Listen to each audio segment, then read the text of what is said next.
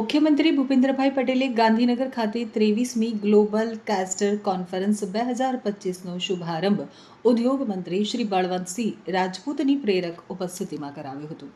Powering sustainable solutions for a greener future theme સાથે solvent એક્સટ્રેક્ટર્સ association દ્વારા આયોજિત આ કોન્ફરન્સમાં 15 કરતાં વધુ દેશોના 400 કરતાં વધુ ડેલિગેટ્સ સહભાગી થયા હતા.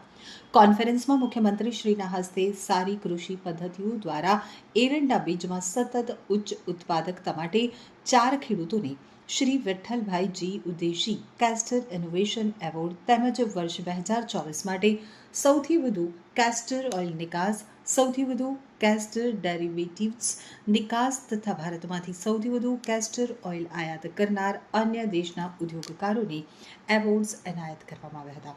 મુખ્યમંત્રી શ્રી ભૂપેન્દ્રભાઈ પટેલે આ પ્રસંગે અધ્યક્ષ સ્થાનેથી સંબોધન કરતા જણાવ્યું હતું કે વડાપ્રધાન નરેન્દ્રભાઈ મોદીએ કૃષિ આધારિત ઉદ્યોગોને નવી દિશા આપી ગ્રામીણ અર્થતંત્રને સક્ષમ બનાવ્યું છે. મુખ્યમંત્રીશ્રીએ વધુમાં ઉમેર્યું હતું કે વડાપ્રધાનશ્રીના માર્ગદર્શનમાં ગુજરાતે હંમેશા ઉદ્યોગ અને કૃષિ ક્ષેત્રે નવીનતાઓ અપનાવી છે. તેમના વિઝનરી નેતૃત્વમાં ગુજરાત માત્ર દેશનું આર્થિક ગ્રોથ એન્જિન જ નહીં પરંતુ ઉદ્યમશીલતાનું પ્રતીક બન્યું છે. તેમણે ગુજરાતને પોલિસી ડ્રીવન સ્ટેટ બનાવ્યું છે.